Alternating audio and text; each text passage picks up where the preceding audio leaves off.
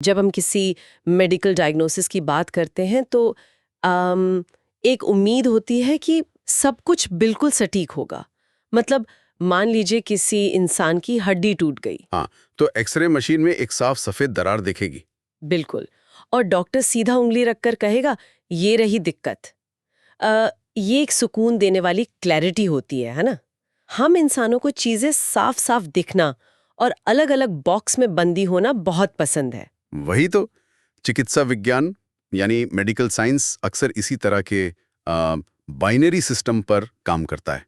या तो हड्डी टूटी है या नहीं टूटी है, ब्लैक एंड व्हाइट। लेकिन लेकिन जैसे ही हम मानव समाज या साइकोलॉजी की दुनिया में कदम रखते हैं, अचानक वो एक्सरे मशीन काम करना बंद कर देती है। हाँ, क्योंकि यहाँ इंसानी व्यवहार को दो साफ बॉक्स में नहीं रखा जा सकता। सही कहा।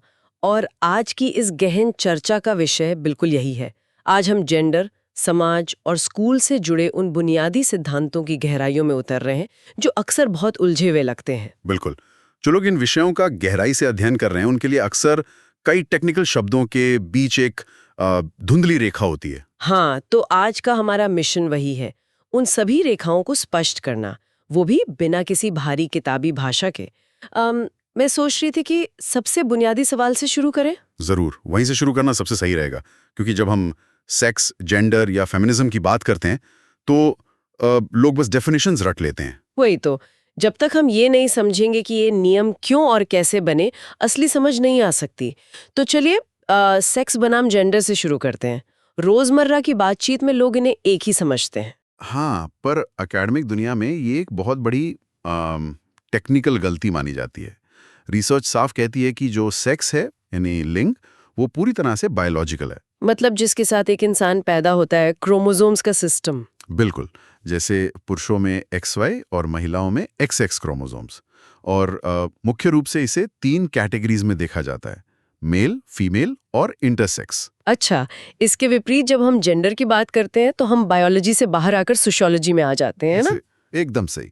जेंडर प्रकृति ने नहीं बनाया, ये एक सोशल कंस्ट्रक्ट है, यानी समाज की बनाई हुई संरचना। मतलब समाज ने तय कर दिया कि महिला को कैसा दिखना चाहिए और पुरुष का क्या रोल होना चाहिए, कपड़े कैसे होंगे, बात करने का तरीका, सब कुछ। हाँ हाँ, और क्योंकि ये समाज का बनाया नियम है तो ये वक्त और कल्चर के हिसाब से बदलता रहता है। इसको ना एक एनालॉजी से समझते हैं।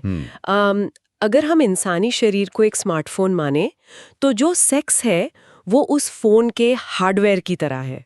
अच्छा, हार्डवेयर। हाँ, फैक्ट्री से ही बनकर आता है, एक फिक्स डिजाइन है। लेकिन जेंडर उस सॉफ्टवेयर की तरह है जिसे समाज पैदा होते ही हमारे अंदर इंस्टॉल करना शुरू कर देता है। अरे वाह, ये तो बहुत सटीक उदाहरण है। लड़कों के लिए एक नीले रंग का सॉफ्टवेयर और लड़कियों के लिए गुलाबी रंग का। बिल्कुल। और इस सॉफ्टवेयर इंस्टॉलेशन को एकेडमिक भाषा में क्या कहते हैं? इसे जेंडर सोशलाइजेशन कहा जाता है। ये एक लर्न्ड बिहेवियर है, यानी सीखा हुआ व्यवहार। अस्पताल में जन्म होते ही जब कहते हैं लड़का हुआ है, बस वहीं से कोडिंग शुरू। हाँ, बचपन में लड़कियों को खेलने के लिए गुड़िया या किचन सेट दे दिया जाता है, जो अनजाने में उन्हें देखभाल करने की ट्रेनिंग दे रहा होता है। और लड़कों को बंदूक या बिल्डिंग ब्लॉक्स मिलते हैं जो उन्हें कंपटीशन और एग्रेशन सिखाते हैं। पर एक बात बताइए, अगर जेंडर एक थोपा हुआ सॉफ्टवेयर है तो तब क्या होता है जब कोई सॉफ्टवेयर को रिजेक्ट कर दे? यहीं से हम पर्सनल आइडेंटिटी के उस हिस्से में आते हैं जिसे समझना आज के वक्त में सबसे जरूरी है। यहाँ 2 अलग कॉन्सेप्ट हैं, सेक्सुअलिटी और थर्ड जेंडर। ओके, तो सेक्सुअलिटी मतलब अट्रैक्शन से जुड़ा हुआ हिस्सा। हाँ, सेक्सुअलिटी का मतलब है कि कोई इंसान इमोशनली या रोमांटिकली किसकी तरफ खिंचाव महसूस करता है। जो कि एक लंबा स्पेक्ट्रम है ना, जैसे हेट्रोसेक्सुअलिटी जो ऑपोजिट जेंडर के लिए होती है और सबसे कॉमन मानी जाती है। बिल्कुल। फिर होमोसेक्सुअलिटी है, जहाँ सेम जेंडर के लिए अट्रैक्शन होता है, जैसे लेस्बियन या गे। और बाइसेक्सुअलिटी में दोनों जेंडर्स के लिए। और एक पैनसेक्सुअलिटी भी तो होती है जहाँ जेंडर से कोई फर्क नहीं पड़ता, सिर्फ पर्सनालिटी देखी जाती है। हाँ, किसी तरह का सेक्सुअल अट्रैक्शन महसूस नहीं होता। ये सब इमोशनल अनुभव हैं। ठीक है, तो फिर थर्ड जेंडर या नॉन बाइनरी क्या होता है? देखिए, थर्ड जेंडर इंसान के खुद के अस्तित्व की पहचान है। ये एक अम्ब्रेला टर्म है उन सब के लिए जो समाज के बनाए सिर्फ पुरुष या सिर्फ महिला वाले सख्त बॉक्स में फिट नहीं होते। मतलब इसमें ट्रांसजेंडर लोग भी आते हैं? हाँ हाँ, जिनको जन्म के वक्त बॉडी के हिसाब से एक सेक्स असाइन किया गया, पर अंदर से उनका जेंडर अनुभव बिल्कुल अलग है। यहाँ मुझे ना एक बड़ा अजीब हिस्टोरिकल कॉन्ट्रडिक्शन दिखता है। मतलब अगर हम अपना इतिहास देखें तो हिजरा या किन्नर समुदाय को प्राचीन धर्म ग्रंथों में बहुत अहम जगह मिली थी। बिल्कुल मिली थी। और मुगल काल में तो वो रानियों के बॉडीगार्ड होते थे, उन्हें ताकतवर और भरोसेमंद माना जाता था। तो अचानक इस समाज को क्या हो गया कि आज उन्हें एक्सेप्ट करने में इतनी हिचकिचाहट होती है? देखिए, ये अचानक नहीं हुआ। इसके पीछे कॉलोनियल एरा यानी ब्रिटिश राज का बहुत गहरा असर है। अंग्रेजों के आने से पहले अपना समाज आइडेंटिटी को लेकर काफी फ्लेक्सिबल था। अच्छा, तो अंग्रेजों ने लॉज बदल दिए? हाँ, उन्होंने अपनी वेस्टर्न विक्टोरियन मोरालिटी हम पर थोप दी। उनके हिसाब से दुनिया में सिर्फ 2 ही जेंडर हो सकते थे, और जो इनमें फिट नहीं बैठा उसे 1871 के क्रिमिनल ट्राइब्स एक्ट जैसे कानून से जन्म से ही अपराधी घोषित कर दिया गया। बाप रे! यानी एक कानून ने पूरे समाज की सोच को प्रदूषित कर दिया। एक पूरा समुदाय जो महलों में रहता था उसे इल्लीगल बना दिया। बिल्कुल। और सदियों तक ये कलंक उनके साथ रहा। हालांकि एक बड़ा बदलाव तब आया जब 2014 में सुप्रीम कोर्ट ने नालसा जजमेंट दिया। ओ हाँ, जिसने उन्हें थर्ड जेंडर की लीगल रिकॉग्निशन दी है ना? हाँ, ये सिर्फ एक लीगल जीत नहीं थी, ये इतिहास की एक गलती को सुधारने का कदम था। सच में कानून हमारी मेंटालिटी को कितना कंट्रोल करते हैं। खैर, अब इस आइडेंटिटी वाले टॉपिक से थोड़ा आगे बढ़ते हैं। उन एक्सपेक्टेशंस की बात करते हैं जो इन लोगों के लिए बनाई गई हैं, जो इन बाइनरी बॉक्सेस में आते हैं। ठीक है, पुरुषों से शुरू करते हैं। हाँ, मैस्कुलिनिटी या पुरुषत्व। समाज ने इसका बड़ा सख्त ढांचा बनाया है। मर्द को दर्द नहीं होता, ये सिर्फ फिल्मी डायलॉग थोड़ी है। ये तो एक एक्सपेक्टेशन है कि भाई फिजिकली स्ट्रांग रहो और पैसे कमाओ। और यही वो जगह है जहां सोशियोलॉजी इसकी कड़ी आलोचना करती है। ये बॉक्स पुरुषों के लिए एक बहुत दमघोंटू पिंजरा बन जाता है। बिल्कुल, उन्हें रोने नहीं दिया जाता। वही तो, बचपन से सिखाते हैं कि रोना कमजोरी है। नतीजा ये होता है कि वो अपनी मेंटल हेल्थ प्रॉब्लम्स किसी से शेयर नहीं कर पाते। और अगर कोई पुरुष घर का काम करना चाहे तो समाज उसे ताने मारता है। ये मैस्कुलिनिटी की आक्रामक डेफिनेशन तो खुद मर्दों का ही नुकसान कर रही है। हाँ, बिल्कुल।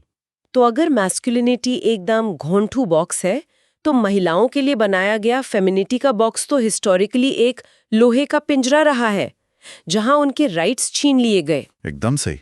और जब किसी को इतने लंबे वक्त तक पिंजरे में रखा जाए तो वो बाहर निकलने के लिए संघर्ष तो करेगा ही। यहीं से फेमिनिज्म यानी नारीवाद का जन्म होता है। पर फेमिनिज्म को लेकर समाज में एक बड़ी गलतफहमी है। लोगों को लगता है इसका मतलब महिलाओं को पुरुषों से ऊपर दिखाना है, जो कि बिल्कुल गलत है।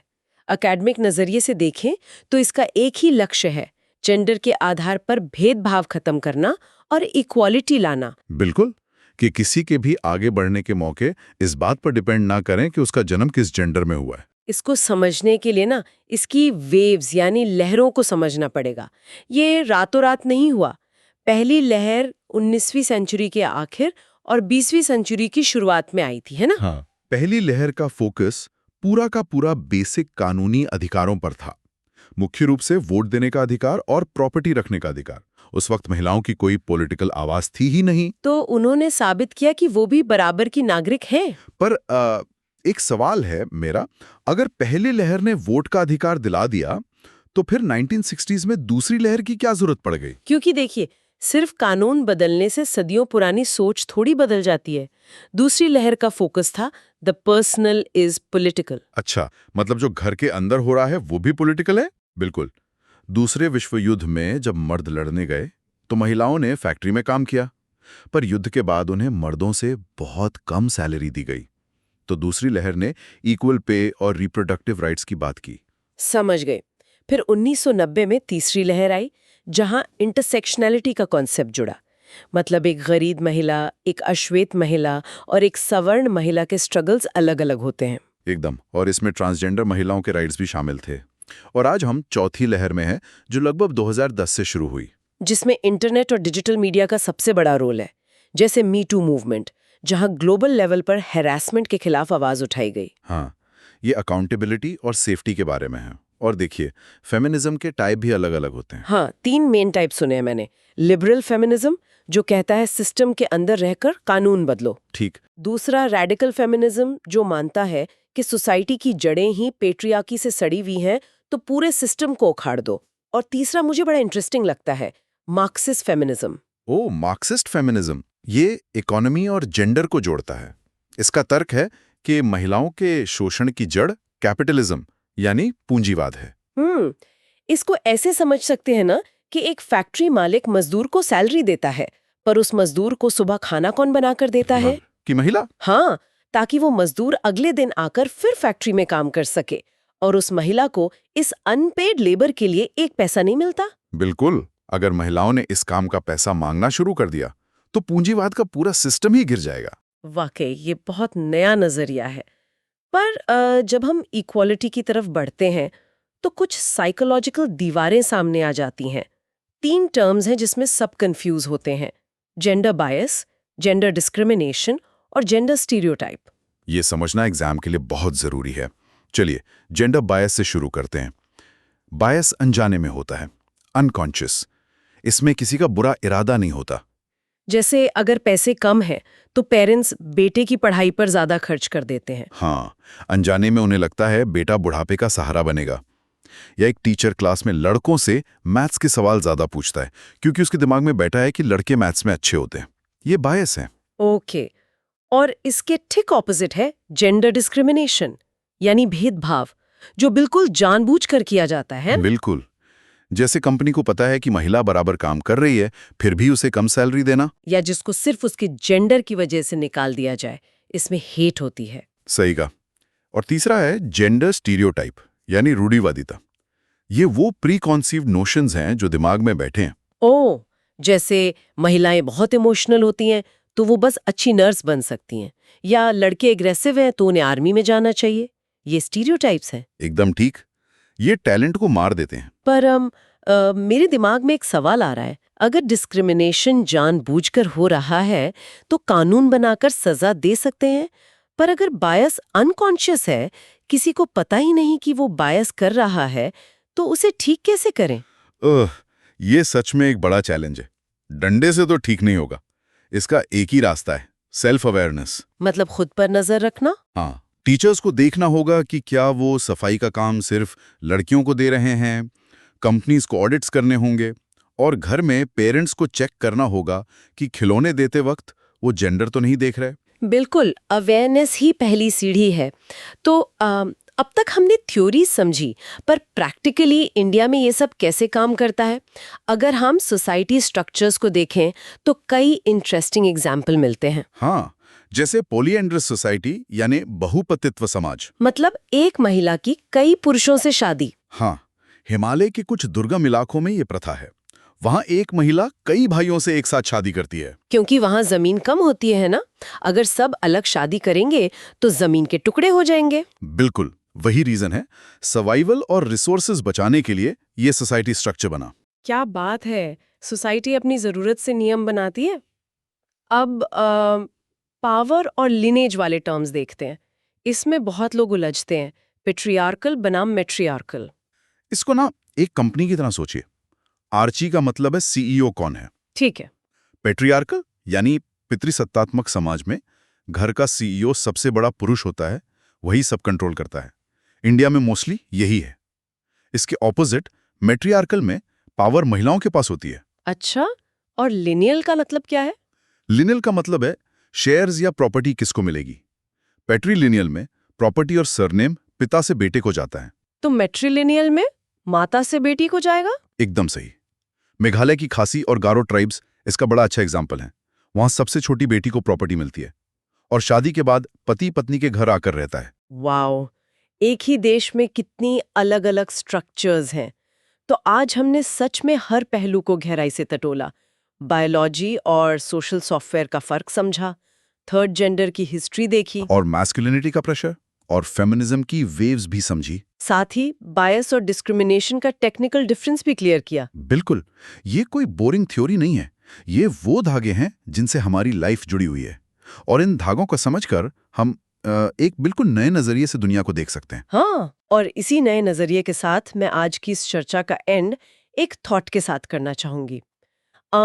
हमने देखा कि जेंडर बॉडी के आधार पर बनाया गया एक कॉन्स्ट्रक्ट है, पर जरा सोचिए, जिस तेजी से टेक्नोलॉजी बढ़ रही है, हम जल्द ही मेटावर्स या एडवांस्ड एआई की दुनिया में होंगे। Virtual reality. हाँ, जहां हमारी फिजिकल बॉडी का कोई मतलब ही नहीं रहेगा, हम सिर्फ डिजिटल एवटार्स होंगे। तो क्या आने वाले 100 सालों में जेंडर नाम का ये सोशल कॉन्स्ट्रक्ट पूरी तरह से खत्म हो जाएगा? ये वाकई दिमाग घुमाने वाला सवाल है ना? क्या तब हम सिर्फ और सिर्फ इंसान रह जाएंगे? इस पर जरूर सोचिए। तो बस आज की इस गहन चर्चा में हमारे साथ जुड़ने के लिए बहुत बहुत शुक्रिया। पढ़ते रहिए और सवाल उठाते रहिए।